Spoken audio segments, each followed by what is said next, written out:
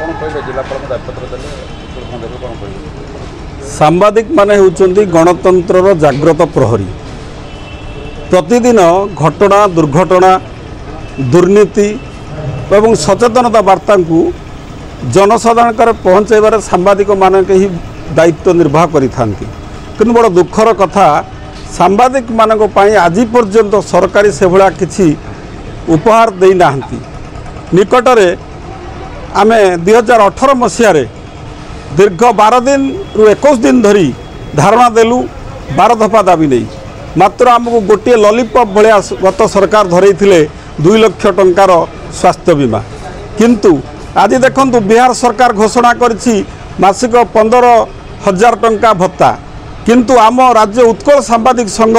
आज सांबादिक मानकर समस्या पाई सबुबेले लड़ाई जारी रखिछि। राज्य सभापति विभूतिभूषण कर निर्देश रे आज प्रत्येक जिलार हेडक्वार्टर रे जिलापाल हो कि अतिरिक्त जिलापाल हो कि उपजिलापाल हो तांको जरिया रे आज सांबादिक मानकर सुरक्षा एवं मासिक भत्ता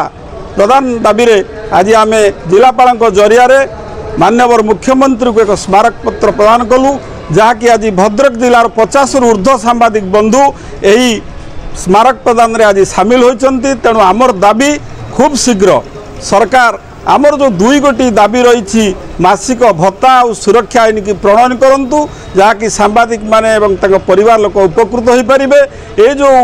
मासिक जो स्वास्थ्य बीमा जो वर्ष को दिया जाउछि गोपबंधु स्वास्थ्य बीमा 2 लाख रु 5 लाख टंका वृद्धि होगा बड़ कथा नुहे। बड़ कथा होउछि जो 25 वर्ष पिला मान को बाद दिया जाइछि से 25 वर्ष तो पिला मान को शामिल करिबा एवं बापा मां को शामिल करा जाउ।